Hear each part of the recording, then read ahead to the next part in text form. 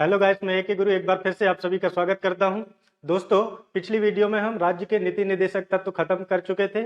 आज से हमको मूल कर्तव्यों यानी फंडामेंटल ड्यूटीज के बारे में पढ़ना था। ठीक है, फंडामेंटल ड्यूटीज, मूल कर्तव्य। ठीक है, सबसे पहले देख लेते हैं कि कर्तव्य होते क्या है। देखते हैं कि मूल कर्तव्य या कर्तव्य होते क्या है। तो देखिए, जैसे ही हम मानव बने, क्या बने? मानव बने, तो हमारे मानव होने के नाते कुछ कर्तव्य हैं, उन्हें हम मानवीय कर्तव्य बोलते हैं। क्या बोलते हैं? मानवीय कर्तव्य। ठीक है, पूरा देखेंगे, पूरी पृष्ठभूमि के साथ साथ एक एक पहलू मौलिक कर्तव्य के बारे में, ताकि कोई भी प्रश्न आए आपसे छूटे ना। ठीक है, तो मानव होने के नाते आपके कुछ मानवीय कर्तव्य हैं। क्या है आपके? मानवीय कर्तव्य है। उसके बाद जैसे आप देखिए, जैसे आप क्या हुए, आपका जब जन्म हुआ तो आपके माता पिता के प्रति भी आपके कुछ क्या है? कर्तव्य है।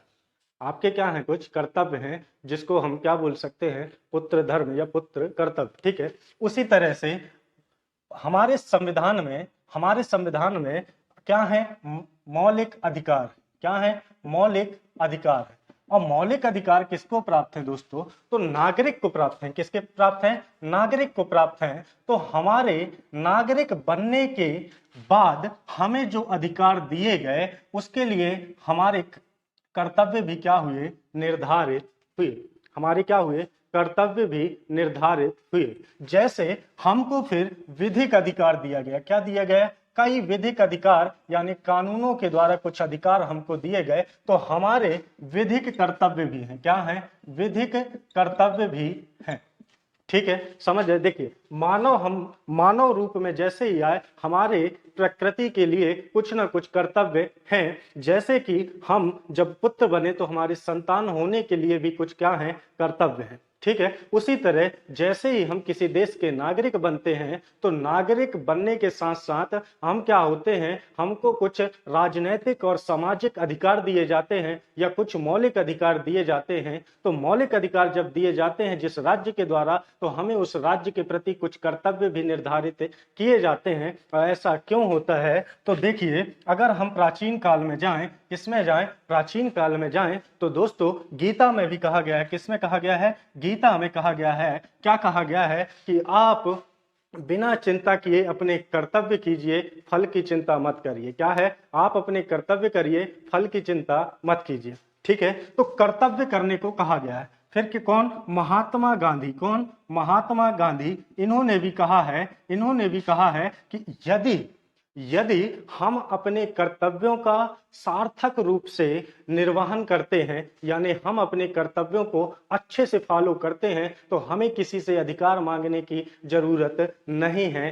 कैसे? देखिए, अगर हमें वोट देने का अधिकार दिया गया है, या वोट देना हमारा अगर कर्तव्य है, तो अगर हम अच्छे नेता को वोट देंगे तो हमें कभी उससे शिकायत होगी ही नहीं, क्योंकि वो हमारे बारे में ही सोचेगा। तो हमें जो कर्तव्य दिए गए हैं, अगर उन कर्तव्यों का हम अगर अच्छे से पालन करते हैं, तो हमें किसी से अधिकार मांगने की आवश्यकता नहीं है। ये कहना था किनका? गांधी जी का।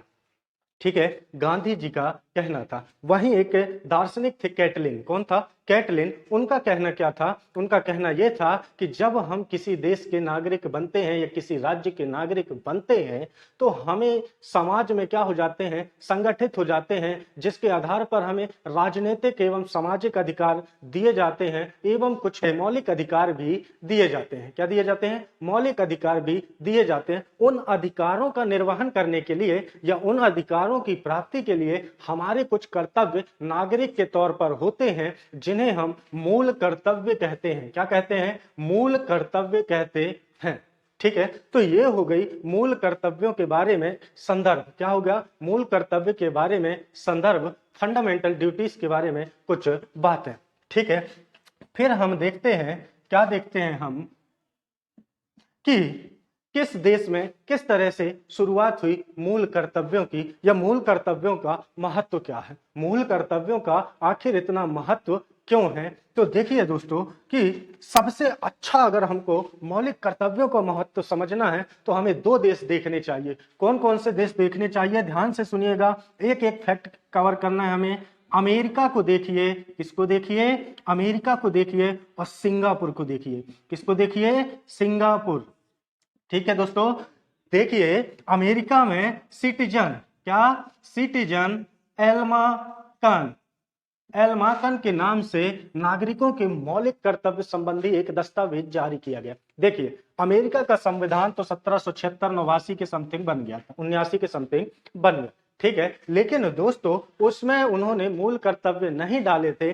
बाद में एक सिटीजन एलमाकन करके एक दस्तावेज जारी किया गया जिसमें नागरिकों के क्या हुए, मौलिक कर्तव्य निर्धारित किए गए, और उसके बाद से अमेरिका एक अल्प विकसित राष्ट्र से, ध्यान से सुनिएगा, अल्प विकसित राष्ट्र से आज दुनिया की सबसे बड़ी महाशक्ति बनके बैठा है। दूसरा है सिंगापुर। सिंगापुर में भी अपने नागरिकों के कुछ कर्तव्य निर्धारित किए गए, और उसके बाद एक छोटा सा देश आज पूरे विश्व में क्या करता है, अपना अर्थव्यवस्था के लिए जाना जाता है, एक विकसित अर्थव्यवस्था के लिए। यानी आप समझिए कि अगर नागरिक अपने मूल कर्तव्यों का पालन अच्छे ढंग से, अच्छे तरीके से करते हैं, तो उस देश को दुनिया की महाशक्ति बनने से कोई नहीं रोक सकता। ये बात आप लिख लीजिए, ठीक है।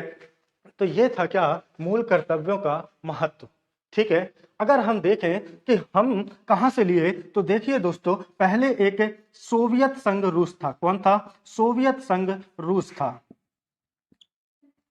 ठीक है। सोवियत संघ था जिसको हम यूएसएसआर के नाम से जानते थे, यूएसएसआर के नाम से जानते थे। यहां पर भी नागरिकों को कुछ मूल कर्तव्य निर्धारित किए गए थे, और जिस समय हमने 1975 में मूल कर्तव्य लिए, अभी इस पर हम चर्चा करेंगे। 1975 में समिति गठन हुई, 1976 में जो रिपोर्ट दी गई, अभी इस बारे में हम चर्चा करेंगे। तो उस समय पे जो सोवियत संघ ही था, आज की डेट में तो सोवियत संघ का विभाजन हो चुका है, लेकिन उस समय वो एकात्मक था, ठीक है, एकात्मक था। तो वहां पे नागरिकों के जो मूल कर्तव्य थे, उन्हीं मूल कर्तव्यों को हमने अपने भारतीय संविधान में अपनाया, ठीक है। वहीं से प्रेरणा लेकर हमने अपने भारतीय संविधान में मूल कर्तव्यों को डाला, ठीक है दोस्तों।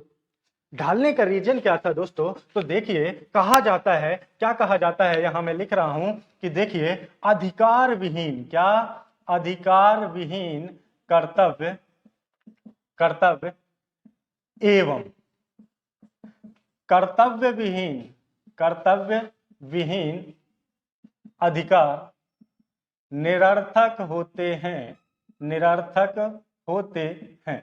ऐसा क्यों कहा जाता है? तो ये इसका बात का मतलब समझिए कि अगर कहीं पर सिर्फ नागरिकों के कर्तव्य निर्धारित है और उनको अधिकार कोई भी नहीं है, तो वो पूरी तरह से क्या हो गई, निरर्थक बात हो गई। और या फिर अगर नागरिकों को अधिकार तो हैं लेकिन उनके कोई कर्तव्य नहीं है, तो ये बात भी निरर्थक हो जाती है, क्योंकि इन दोनों ही बातों से दोस्तों निरंकुशता पैदा होती है। क्या होती है? निरंकुशता पैदा होती है, ठीक है, ठीक है। तो आप समझ गए कि मानव होने के नाते हमें मानवीय कर्तव्य निभाने हैं, मौलिक अधिकार मिले हैं जो हमको नागरिक होने के तौर पर, तो हमें नागरिक कर्तव्य निभाने हैं। और विधिक अधिकार जो दिए गए हैं, कानूनों के द्वारा जो अधिकार दिए गए हैं, तो हमें विधिक कर्तव्यों का भी पालन करना है। यानी अगर हमें कहीं से भी कोई भी अधिकार मिला है, तो हमें उसके बदले में अपने कर्तव्यों का क्या करना है, पालन करना है, ठीक है। अपने कर्तव्यों का क्या करना है, पालन करना है। तो इसके लिए दो लाइनें हैं।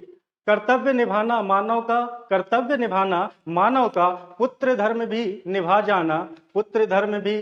जाना, और जो अधिकार दिए भारत माने, जो अधिकार आपको मिले हैं, मूल अधिकार जो आपको भारत में रहने से मिले हैं, उन अधिकारों के प्रति कर्तव्यों को भी निभा जाना, उन अधिकारों के प्रति कर्तव्यों को भी निभा जाना। और विधिक अधिकार जो दिए हैं कानूनों ने, विधिक अधिकार जो दिए हैं कानूनों ने, उनके कर्तव्यों को भी निभा जाना। और भारत में ही भारत का नाम नहीं, भारत में ही भारत का नाम नहीं, पूरी दुनिया में अखंड भारत की ज्योत जला जाना, ठीक है दोस्तों। तो इसी के साथ हम इन कर्तव्यों को समझते हैं और आगे बात करते हैं कि और मौलिक कर्तव्यों में हम क्या क्या बात कर सकते हैं, ठीक है। तो आइए चलते हैं आगे, ठीक है। अब देखते हैं कि हमारे भारत में ये शामिल कैसे किए गए। तो देखिए दोस्तों, 1975 में जब क्या लगा था, इमरजेंसी लगी थी, इंदिरा गांधी उस समय पे प्रधानमंत्री थी, तो उन्होंने सरदार स्वर्ण सिंह की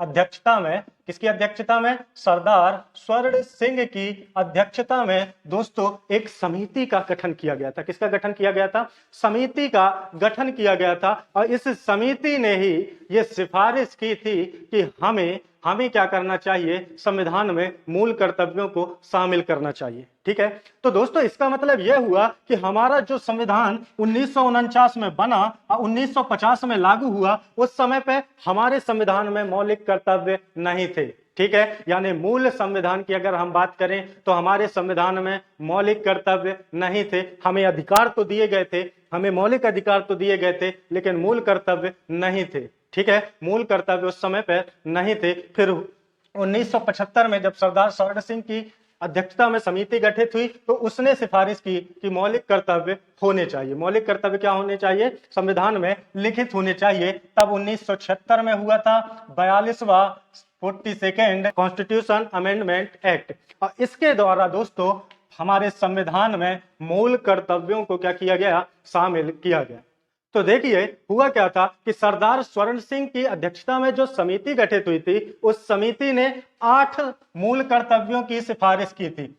8 कर्तव्यों की क्या की थी, सिफारिश की गई थी। ठीक है, लेकिन जब 42वां संविधान संशोधन हुआ तो हमारे संविधान में 10 मूल कर्तव्य शामिल किए गए। 10 मूल कर्तव्य क्या हुए, शामिल किए गए। ठीक है, ध्यान से देखिएगा, इन नंबरों को आपसे डायरेक्ट पूछ सकते हैं इन नंबरों के बारे में। ठीक है, फिर हुआ ये कि 86th अमेंडमेंट एक्ट हुआ। कब हुआ ये, 2002 में अटल बिहारी वाजपेयी जब प्रधानमंत्री थे उस समय पर हुआ था। और एक मूल कर्तव्य जोड़ा गया, एक मूल कर्तव्य जोड़ा गया जिससे संख्या 10+1 यानी आज की डेट में अगर हम बात करें तो 11 मूल कर्तव्य हैं। कितने मूल कर्तव्य हैं, 11 मूल कर्तव्य हैं। ठीक है, तो 86वें संविधान संशोधन के द्वारा एक ही मूल कर्तव्य जोड़ा गया था और आज की डेट में अब 10 से बढ़ के संख्या हो गई है 11। ठीक है, तो हमें देखना है कि ये संविधान में जोड़े कहां पर गए। ठीक है दोस्तों, तो देखिए दिमाग ये लगाया गया कि भाग 3 में है मौलिक अधिकार। क्या है, भाग 3 में है मौलिक अधिकार और भाग 4 में है राज्य के नीति निर्देशक तत्व, राज्य के नीति निर्देशक तत्व। ठीक है, परिभाषा ये कहती है कि मूल अधिकार मौलिक कर्तव्यों के एक दूसरे के पूरक होते हैं, यानी मूल अधिकार और मौलिक कर्तव्य एक दूसरे के क्या होते हैं, पूरक होते हैं। तो सोचा गया कि मौलिक अधिकारों के जस्ट बाद में क्या जोड़ दिया जाए, मूल कर्तव्य। लेकिन बात यह हुई कि हमारी जब संविधान का निर्माण हुआ तो कुछ मूल अधिकारों को कहां पर रखा गया, राज्य के नीति निर्देशक तत्वों में। हम पिछली क्लासेस में चर्चा कर चुके हैं कि जैसे जैसे राज्य के पास संसाधन बढ़ेंगे, वो जो राज्य के नीति निर्देशक तत्वों में जो अधिकार दिए गए हैं उनको फंडामेंटल राइट यानी भाग 3 में ट्रांसफर कर दिया जाएगा। यानी कुल मिलाकर डायरेक्टली हम बात करें तो मौलिक अधिकार हमें भाग 3 में है, लेकिन इनडायरेक्टली भाग 4 में भी दिए गए हैं। तो ये बात हुई फिर कि भाग 3 और भाग 4 के बाद हम 4A जोड़ते हैं। हम क्या जोड़ते हैं, 4A जोड़ते हैं और इसमें मूल कर्तव्यों का समावेश कर दिया जाता है, यानी मूल कर्तव्यों को जोड़ दिया जाए। ठीक है, तो भाग 4A में अनुच्छेद 51 में 51 का जोड़ा गया। क्या जोड़ा गया, 51 का जोड़ा गया। इसमें 1 2 3 4 करके 10 मूल कर्तव्यों को जोड़ दिया गया और बाद में 86वें संविधान संशोधन के द्वारा 11वां मूल कर्तव्य भी उसमें जोड़ दिया गया। ठीक है, 11वां क्या जोड़ दिया गया, मूल कर्तव्य भी जोड़ दिया गया। ठीक है, यानी मूल कर्तव्य कहां पर वर्णित हैं, तो हमारे संविधान के भाग 4 के आ में अनुच्छेद 51 के का में। ठीक है, इसमें वर्णित हैं। और दोस्तों ये बात भी आपको याद रखनी है कि हम इसको लिए कहां से हैं, तो सोवियत संघ रूस से, सोवियत संघ रूस से हमने इसको ग्रहण किया है। ठीक है, और इनकी प्रकृति की अगर बात करें दोस्तों तो ये नैतिक और नागरिक दोनों तरह के कर्तव्य हैं। नैतिक व नागरिक दोनों तरह के कर्तव्य हैं। यानी इसमें कई जगह पे बात, जैसे एक जगह पे आप देखेंगे, जब मैं मूल कर्तव्य आगे पढ़ेंगे हम तो वहां पे देखेंगे कि एक जगह क्या लिखा हुआ है दोस्तों, एक जगह ये लिखा हुआ है कि हमें जो स्वतंत्रता सेनानियों ने या क्रांतिकारियों ने जो क्या किया था, हमें आजादी दिलाई थी, हम उनके विचारों को एक आदर्श की तरह अपने मन में संजोए रहेंगे। तो संजोए रखना ये कैसा कर्तव्य हुआ दोस्तों, ये हुआ आपका नैतिक कर्तव्य। यह हुआ आपका कैसा नैतिक कर्तव्य। लेकिन दूसरे ही उसमें कर्तव्य में बात होती है कि हम अपने संविधान का पालन करेंगे, राष्ट्रीय झंडा एवं राष्ट्रीय गीत राष्ट्रगान का क्या करेंगे, सम्मान करेंगे। वो हमारा कैसा कर्तव्य है, नागरिक कर्तव्य। यानी कुल मिलाकर हम बात करें तो हमारे कर्तव्यों की प्रकृति क्या है, नैतिक, पूर्ण एवं नागरिक। ठीक है, इस दो तरह की क्या है दोस्तों, इस दो तरह की इनकी प्रकृति है। ठीक है, एक और बात करें हम कि दोस्तों ये गैर न्यायोचित है। क्या है, गैर न्याय उचित है। मतलब क्या है इसका, मतलब ये है कि कोई पालन करे अथवा कोई पालन ना करे, इससे उसको सजा नहीं मिलेगी। यानी पालन करने वाले को रिवार्ड भी नहीं मिलेगा और ना पालन करने वाले को सजा भी नहीं मिलेगी। ये गैर न्याय उचित है। ठीक है, और इसकी वजह से दोस्तों हमारे यहाँ पे भारत में अभी भी कर्तव्यों के प्रति कोई जागरूक नहीं है। और सुप्रीम कोर्ट ने तो 2016 में कहा भी था, 2016 में एक रिपोर्ट आई थी और तब ये चर्चा हुई थी दोस्तों कि सुप्रीम कोर्ट के जज, वकील या पूरे भारत के नागरिक, उनमें से 99% लोग अपने कर्तव्यों के बारे में जानते ही नहीं है, और जो जानते हैं तो वो पालन ही नहीं करते, क्योंकि सजा तो होती ही नहीं।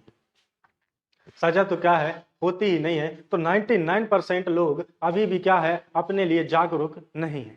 ठीक है दोस्तों, एक बात और करते हैं कि 1988 में एक समिति गठित हुई, वर्मा समिति। कौन सी समिति गठित हुई, वर्मा समिति गठित हुई। और इसने कम से कम उस समय पे 143 से ज्यादा केसों का अध्ययन करके अपनी जो रिपोर्ट बनाई, और उस रिपोर्ट के आधार पर दोस्तों हमारी जो पुस्तकें आती हैं आज की डेट में, सिलेबस वाली जो बोर्ड एग्जाम हो या किसी भी एग्जाम की किसी भी क्लास की जो बुक आती हैं, सबसे अच्छी एनसीईआरटी, तो उसमें देखेंगे आप तो उनमें बुकों में फर्स्ट पेज में, सेकंड लास्ट पेज में कहीं ना कहीं पे मूल कर्तव्य या संविधान की प्रस्तावना, दो में से एक चीज प्रिंटेड होती है।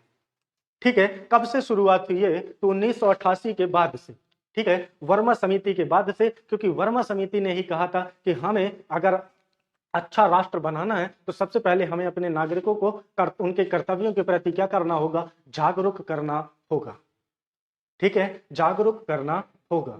सर्वोच्च न्यायालय भी ने दोस्तों 2016 में ही क्या किया था, सर्वोच्च न्यायालय ने सिनेमा घर जो होते हैं वहां पर राष्ट्रगान का सम्मान करना हमारा एक मूल कर्तव्य है। जब हम पूरे मूल कर्तव्य देखेंगे तब देखेंगे उसमें, तो राष्ट्रगान के लिए 2016 में सुप्रीम कोर्ट ने क्या किया था, एक निर्णय दिया था। सुप्रीम कोर्ट ने क्या किया था, निर्णय दिया था कि थिएटर में मूवी शुरू होने से पहले जो थिएटर की स्क्रीन होगी वहां पे झंडा आएगा और उस थिएटर में राष्ट्रगान बजेगा। क्या होगा, राष्ट्रगान बजेगा, और सभी जो दर्शक हैं उन्हें राष्ट्रगान के सम्मान में खड़ा होना पड़ेगा। उन्हें क्या होना पड़ेगा, राष्ट्रगान के सम्मान में खड़ा होना पड़ेगा। लेकिन आप सभी जानते हैं कि हमारे देश में बहुत भिन्न भिन्न लोग जो बुद्धिजीवी हैं, जिनका काम है कि कोई अच्छा काम हो तो उसमें अड़ंगा लगाना है। तो बाद में 2008 में अनिवार्यता जो थी उसको खत्म कर दिया गया। यानी बजेगा तो थिएटर में राष्ट्रगान बजेगा, लेकिन अगर कोई नहीं बजाना चाहता तो ना बजा, और या फिर कोई खड़े नहीं होना चाहता सम्मान में तो ना खड़े। इस तरह की बातें हुई। ठीक है, 2018। ठीक है, फिर एक चीज आप देखेंगे दोस्तों, तो जब हम मौलिक अधिकारों के बारे में डिस्कशन किया गया था तो दोस्तों मैं आपको बताया था कि मौलिक अधिकार, कुछ मौलिक अधिकार सिर्फ भारतीय नागरिकों को प्राप्त है, जबकि बहुत सारे मौलिक अधिकार विदेशी नागरिकों को भी प्राप्त है। लेकिन दोस्तों ये जो मूल कर्तव्य है ये सिर्फ और सिर्फ भारतीय नागरिकों के लिए है। किसके लिए है, भारतीय नागरिकों के लिए है, ये विदेशी नागरिकों के लिए याद नहीं है। तो याद रखिएगा, आपसे पूछ सकता है कि क्या क्या मूल कर्तव्य सभी व्यक्तियों के लिए है, नागरिक की जगह हटा के क्या कर दिए, व्यक्ति कर दिए, और वो हो जाएगा दोस्तों गलत। मूल कर्तव्य सिर्फ और सिर्फ किसके लिए है, नागरिकों के लिए है। ठीक है, नागरिकों के लिए है। आलोचना होती है, आलोचना का कारण क्या है दोस्तों, एक तो गैर न्यायोचित है, कोई पालन करे या ना करे कोई दिक्कत नहीं है, तो इन्हें क्या कह दिया जाता है, निरर्थक उद्घोषणा कह दिया जाता है, या निरर्थक घोषणा पत्र कह दिया जाता है। बोला जाता है कि ये कचड़े का ढेर है, यानी इसको फालतू में रखा गया। ठीक है, इस तरह की आलोचनाएं होती हैं। ठीक है, दूसरी ये भी आलोचना होती है कि जो मूल कर्तव्य है, जब हम उनके बारे में देखेंगे दोस्तों, तो मूल कर्तव्यों में दो चीज नहीं है, एक तो कर देना, एक क्या नहीं है, कर देना, और दूसरा दोस्तों मतदान करना। मतदान करना, ये दोनों बातें मूल कर्तव्य में शामिल नहीं है, तो ऐसा कहा जाता है कुछ लोगों के लिए, कुछ लोगों द्वारा, कि इन बातों को भी मूल कर्तव्यों में शामिल किया जाए। और सुप्रीम कोर्ट बार बार कहती है कि सबसे ज्यादा जरूरी है कि इसके लिए जागरूकता बढ़ाई जाए, यानी लोगों को इसके बारे में जागरूक किया जाए, शिक्षित किया जाए, उनको बताया जाए कि आपके भी कुछ कर्तव्य हैं इस देश के लिए।